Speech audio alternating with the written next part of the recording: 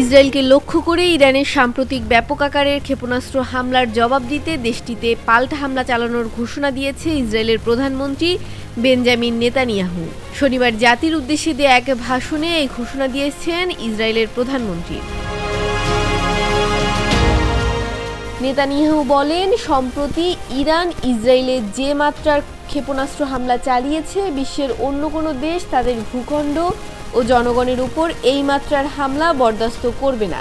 ইসরায়েলও তা করবে না। নিজের ভূখণ্ড ও নাগরিকদের রক্ষা করা শুধু অধিকারী নয়, এটি ইসরায়েলের দায়িত্ব। ইসরায়েল সেই দায়িত্ব নিশ্চিতভাবেই পালন করবে।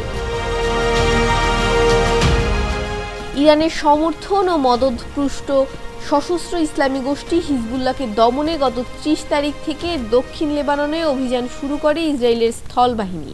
এই অভিযান শুরুর ২৪ ঘন্টার মধ্যে ১ অক্টোবর সন্ধ্যার পর থেকে ইসরায়েলের বিভিন্ন স্থাপনা লক্ষ্য করে একের পর এক ব্যালিস্টিক ক্ষেপণাস্ত্র ছোড়া শুরু করে ইরানের সেনাবাহিনী এলিট শাখা ইসলামিক রেভলিউশনারি গার্ড কর্পস। সেদিন সন্ধ্যার পর থেকে ২ অক্টোবর ভোর পর্যন্ত প্রায় ২০০ ক্ষেপণাস্ত্র ছুড়েছে আইআরজিসি। অধিকাংশ ক্ষেপণাস্ত্রই অবশ্য ক্ষেপণাস্ত্র সুরক্ষা ব্যবস্থার মাধ্যমে লক্ষ্যে আঘাত হানার আগেই ধ্বংস করে দিতে পেরেছে ইসরায়েলের প্রতিরক্ষা বাহিনী আইডিএফ। তবে ওই ঘটনার পর থেকে গুঞ্জন উঠেছিল যে ইরানে হামলা চালাতে পারে ইসরায়েল।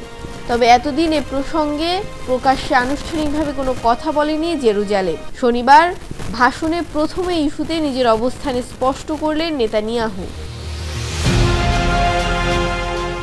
এদিকে গত ৩ অক্টোবর এক সরকারি সফরে কাতার গিয়েছিলেন ইরানের প্রেসিডেন্ট মাসুদ পেজেশকিয়ান। সেখানে এক সংবাদ সম্মেলনে তিনি বলেছেন, তার দেশ ইসরায়েলের সঙ্গে যুদ্ধ চায় না।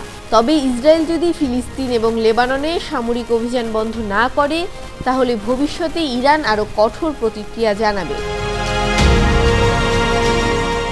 ডেস্ক রিপোর্ট, ভোরের পাতা।